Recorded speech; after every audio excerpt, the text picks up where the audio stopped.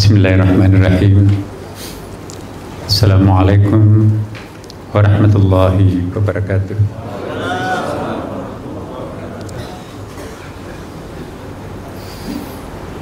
Alhamdulillahilladzi khalaqal mauta wal hayata liyabluwana ayyuna ahsanu amalana.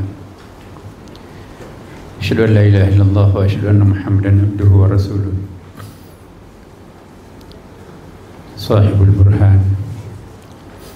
Allahumma salli wa sallim ala sayyidina wa habibina wa syafi'ina wa maulana wa atba'ina wa qurrata ayunina Muhammadin sallallahu alaihi wasallam.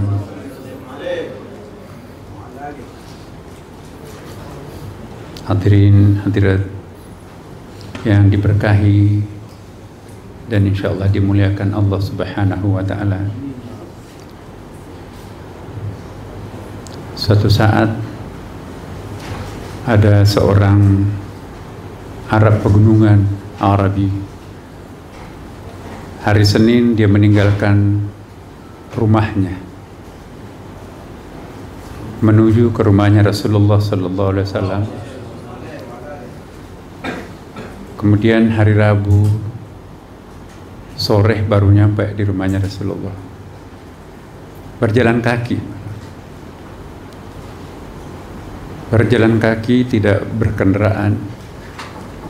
Kenapa? Karena dia melakukan dosa. Dosa besar. Dalam riwayat itu tidak disebutkan dosa apa yang telah dilakukan pemuda tadi. Datang ke rumahnya Rasulullah sallallahu alaihi wasallam. Alangkah kagetnya karena rumahnya Rasulullah yang tidak lain juga adalah masjidnya pada waktu itu. Banyak orang. Dan menjawab salamnya pun juga tidak seperti biasanya, ya. Sendu dan sedih. Ya. Ada apa? Kenapa banyak orang di rumahnya Rasulullah? Dijawab oleh sahabat, apakah Anda tidak tahu Rasulullah wafat pada hari Senin dan nanti tadi siang, ya, menjelang sore baru dimakamkan. Jadi komunikasi pada waktu itu kan gak ada, kecuali datang langsung. Begitu mendengarkan Rasulullah SAW wafat, hari Senin Rasulullah wafat dan hari Rabu baru dimakamkan. Ini pun juga banyak, ada dua versi di dalam sejarah. Ada yang mengatakan bahwa Rasulullah wafat hari Senin, dimakamkan 3 hari kemudian karena ada Umar, Sayyidina Umar berdiri di samping kepalanya Rasulullah sallallahu alaihi wasallam dengan pedang terhunus, dan dia tidak ingin Rasulullah wafat. Sepertinya perasaannya seperti itu.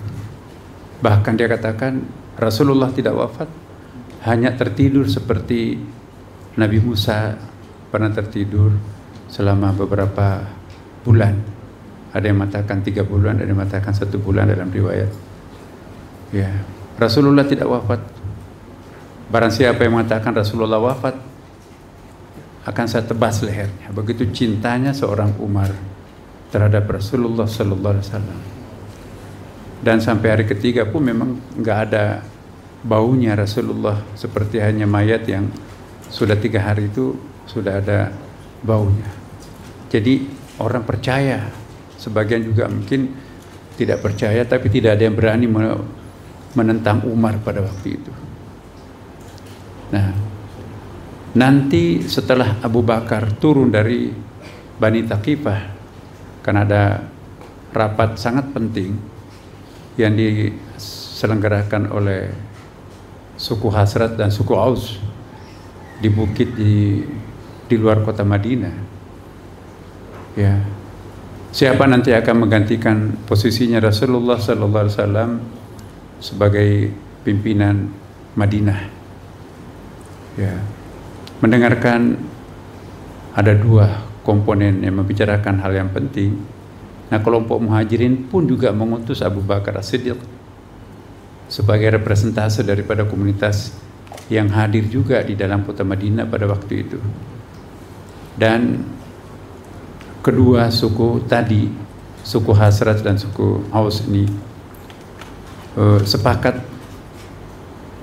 Abu Bakar lah yang paling tepat menggantikan posisinya Rasulullah SAW, karena 3 hari berturut-turut ketika Rasulullah sakit, memang yang menjadi imam pengganti Rasulullah ialah Abu Bakar As-Siddiq. Begitu Abu Bakar turun, alangkah kagetnya Abu Bakar. Masya Allah, kenapa Rasulullah belum dimakamkan? Ya. Lalu ditunjukkan tuh Umar tuh di samping kepalanya Rasulullah dengan pedang terhunus. Ya, sempat Umar juga, apa? Anda juga mau mengatakan Rasulullah wafat? Jadi Abu Bakar tahu kelemahannya Umar. Dia memperdengarkan ayat. Ya, dia bacakan ayat surah Ali Imran. Wa ma Muhammadun illa rasulun qad khalat min qablihi ar-rusul afa imma aw qutila anqalabtum ala aqabikum wa may yanqalibu ala aqibai fala yadurullahu syai'a wa sayajzillahu syakirin. Jadi intinya tiadalah Muhammad itu melainkan manusia biasa wafat juga. Setelah mendengarkan ayat itu dibaca, maka gemetar badan Abu Bakar, lalu pedangnya jatuh di tangan, lalu menangis, ya, memeluk Rasulullah SAW. Dan pada saat itulah Rasulullah baru dimandikan sesuai dengan wasiatnya Rasulullah SAW. Dialognya sangat mengharukan kalau kita lihat di dalam kitab Ihya Ulumuddin jilid terakhir, bagian terakhir juga, detik-detik kepergian Rasulullah SAW itu sangat mengharukan, ya. Di mana nanti dimakamkan, ya. Dia ingin dimakamkan di tempatnya ia wafat, maka ketika ia dimakamkan, ranjangnya Aisyah tempat wafatnya Rasulullah digeser. Jadi kalau kita ingin tahu tempat tidurnya, ranjangnya Aisyah bersama Rasulullah, itulah makamnya Rasulullah sekarang. Nah, kaitan dengan cerita ini, sahabat atau simpulan dari pada laman tadi, hari Senin nanti hari Rabu dimakamkan Rasulullah tadi, karena ada kasus ini. Kasus lain, konsep lain juga mengatakan tidak, karena memang ada yang mengatakan sedang menunggu Abu Bakar, tapi yang jelas beberapa kitab menjelaskan bahwa penyebabnya karena Umar ada di sampingnya, dan di samping itu juga sahabat Nabi masih ingin bersama dengan Rasulullah SAW. Siapa tahu anggapannya Umar bin Khattab bahwa Nabi Musa juga pernah fana, ya, sekian lama. Jangan sampai Rasulullah seperti itu, karena tidak pernah ada tanda-tanda yang ditangkap oleh sahabat Nabi Rasulullah akan wafat, kecuali memang Abu Bakar juga dalam satu riwayat pernah mengatakan bahwa yaitu asbabun nuzul daripada idza jaa nasrullah wa fath wa ra'atan nas yadkhuluna fi dinillahi afwajan dan seterusnya. Nah, si pemuda tadi ini menangis, mengganggu suasana takziah malam ketiganya Rasulullah. Ya, banyak orang, hai fulan, kenapa anda menangis? Dinasehati, ya, jangan meraung-raung. Kita semua mencintai Rasulullah, tapi tidak meraung meratap seperti itu. Boleh menangis, tetapi jangan meraung meratapi mayat.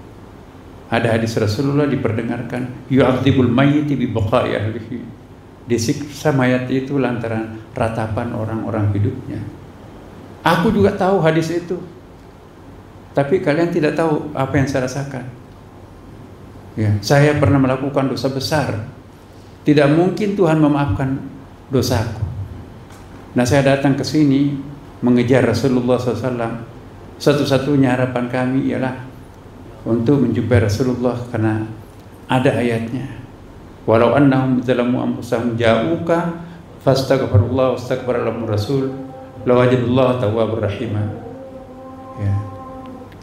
Walau annahum zalamu, seandainya ada orang yang menganiaya dirinya sendiri. Dalam kitab-kitab tafsir, zalamu anfusahum itu adalah orang-orang yang berdosa besar. Ja'uka, datang kepadamu Muhammad. Ya. Tidak disebutkan di dalam penjelasan beberapa tafsir apakah datang pada waktu ia masih hidup atau datang nanti kelak sesudah wafat. Ya. Jadi ini ada banyak pendapat para ulama di sini. Fastaghfirullah, lalu memohon ampun kepada Allah. Wastaghfara lahumur rasul. Ya, ini ayatnya tawassul nih. Melalui perantaraan Rasulullah SAW, maka apa jawaban Al-Quran? Jawabnya ayat itu adalah lawajadullah tawwabur rahimah. Pasti, ya, lamu takkid di situ. Pasti engkau akan menjumpai Tuhan Maha penerima taubat dan Maha penyayang. Inilah yang membuat kami datang hari Senin di kampung halaman saya panas terik, dan hari Rabu baru nyampe di sini untuk memohon agar Rasulullah mau membantu mendoakan kepada Allah agar dosa saya diampuni oleh Allah Subhanahu wa taala. Rasulullah sudah wafat. Jadi bagaimana dengan dosa besar saya? Menangis terus. Jadi terganggu malam ketiga taksiran Rasulullah dengan seorang pemuda. Mau diusir, ya tidak tega karena datang dari jauh dan tidak ada yang bisa menjawab pertanyaannya itu. Dan Bapak Ibu sekalian, menjelang subuh ada sahabat yang duduk di dekat makam Rasulullah. Ya, didatangi oleh Rasulullah SAW. Apakah dalam keadaan mimpi atau bagaimana? Didatangi oleh Rasulullah SAW. Rasulullah memesankan kepadanya, wahai sahabat, sampaikanlah si fulan itu suruh berhenti menangis, suruh bergembira karena Allah telah mengampuni seluruh dosa-dosanya. Ya, begitu disampaikan pesan Rasulullah, ya fulan berhentilah menangis. Saya baru didatangi Rasulullah. Ya, benar-benar engkau diminta oleh Rasulullah untuk berhenti menangis karena Allah sudah mengampuni seluruh dosa-dosanya. Langsung sahabat itu berhenti menangis, karena kita temukan juga banyak hadis, terutama yang diriwayatkan riwayat Bukhari Muslim. Barang siapa yang bermimpi melihat akulah betul-betul yang dilihat. Satu-satunya wajah yang tidak bisa dipalsukan oleh iblis, wajahku, kata Rasulullah.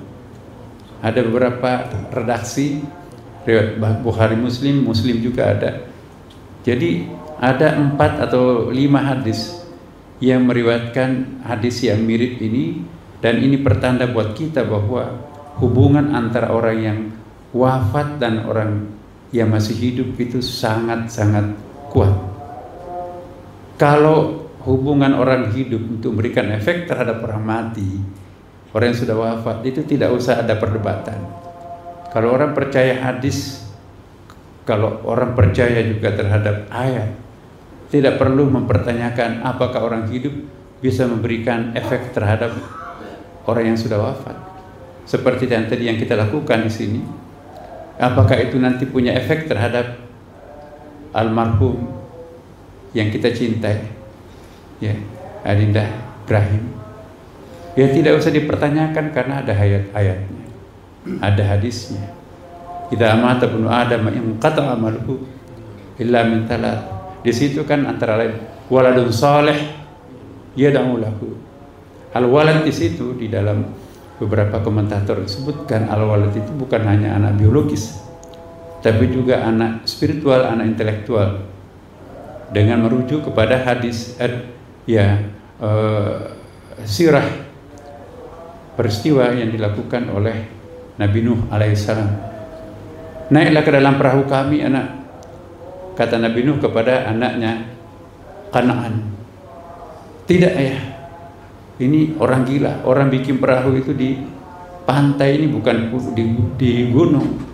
Tidak, gunung ini juga akan tenggelam anak. Itu panjang dialognya dalam ayat itu.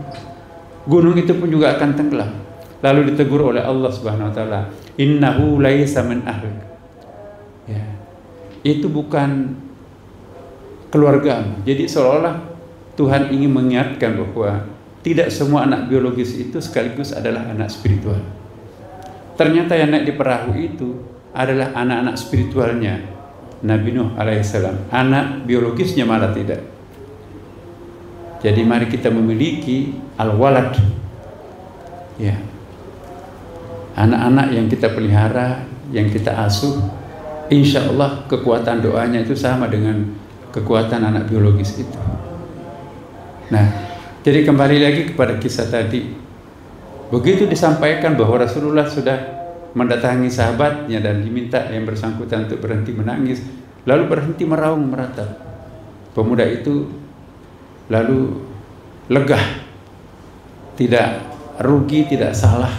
Walaupun Rasulullah sudah wafat, tapi ternyata Rasulullah masih bisa memberikan efek seperti ini. Dan kalau kita baca dalam buku-buku tasawuf, Bapak sekalian, dalam bukunya Ibnu Arabi itu banyak sekali, ya, orang bisa berkomunikasi dengan orang yang sudah wafat. Termasuk misalnya di dalam Futuhatul Makkiyah di jilid 1 halaman 1 sampai 10 saya baca di versi 4 jilidnya, karena ada versi 6 jilid. Jadi suatu saat Ibnu Arabi itu datang melaksanakan umrah.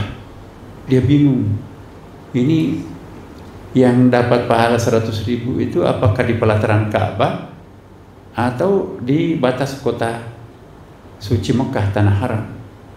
Ya, entah kekuatan apa, tiba-tiba dia menjumpai Abu Bakar As-Siddiq di depan Ka'bah. Assalamualaikum ya Abu Bakar.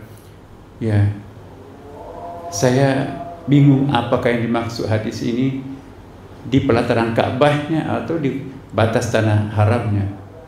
Kata Abu Bakar, ketika Rasulullah hidup, dia menjelaskan kepada kami bahwa yang dimaksudkan dalam hadis itu ialah tanah haram, bukan hanya di pelataran Ka'bah. Nah, setelah itu Abu Bakar hilang. Jadi apakah cerita ini bisa kita percaya? Tapi rasanya orang seperti beliau rasanya nggak mungkin melakukan kebohongan publik. Ya. Sama dengan kita baca misalnya Jami Karamatul Aulia 2 jilid, ya, Yusuf Nabhani. Di situ kita lihat ulama-ulama besar itu justru gurunya itu bukan hanya orang hidup, tapi orang yang sudah wafat. Gurunya yang sudah wafat sekian lama masih bisa memberikan pengajaran, sehingga dikatakan alangkah miskinnya seorang murid kalau gurunya hanya orang hidup. Dalam tarikh Imam Al-Ghazali yang menulis masterpiece-nya Ihya Ulumuddin itu di atas menara masjid, ditanya oleh muridnya, ya Syekh, ada beberapa hadis yang saya tidak temukan dalam kitab hadis tapi muncul di Ihya. Ya walad, saya tidak pernah mengutip sebuah hadis dalam Ihya tanpa mengkonfirmasi kepada Rasulullah SAW. Ya, bayangkan ada 240-an hadis dalam 3 jilid, ada versi 4 jilid Ihya Ulumuddin. Ya, kalau 240 hadis di situ, itu berapa semester itu? Kalau satu semester itu 12 kali pertemuan. Nah, jadi sebelum Rasulullah mengangguk, dia nanya, apakah engkau pernah meriwayatkan hadis ini, mengatakan hadis ini ya Rasulullah? Sebelum Rasulullah mengangguk, saya tidak pernah tulis dalam Ihya Ulumuddin. Nah, ini Imam Al-Ghazali. Cerita-cerita seperti ini juga muncul dalam biografinya Imam Syafi'i dan para aulia yang lain. Jadi sesungguhnya orang yang sudah wafat itu, yang habis, yang hancur itu hanya fisiknya, biologisnya, tapi roh tidak pernah mati. Orang yang lapis atas itu sebetulnya mataharinya tuh cahayanya tidak ada kegelapan lagi, nggak ada bedanya siang dan malam. Kalau kita di sini masih terlindung oleh punggung bumi, tapi kalau orang sudah dekat dengan langit, tidak pernah terlindung, tidak ada siang dan tidak ada malam baginya. Nah, jadi kita banyak hal dalam agama ini tidak bisa hanya kita percayakan kepada akal. La majala lil aql itu perlu kita, dan itulah agama. Karena ada sesuatu yang tidak bisa dipecahkan secara akal. Kalau kita harus menalarkan, melogikakan semuanya, maka agama itu turun menjadi filsafat. Jadi keyakinan kita seperti wirid, kemudian juga tahlil seperti yang kita lakukan, kita hakul yakin itu akan mampu memberikan efek yang sangat positif kepada almarhum. Jangankan orang hidup terhadap almarhum, almarhum pun juga bisa memberikan efek terhadap orang yang masih hidup. Ya. Di dalam Futuhatul Makkiyah, di Fususul Hikam juga ada, Bapak Ibu sekalian. Ya. Jadi di tempat yang mirip halamannya di Futuhatul Makkiyah juga,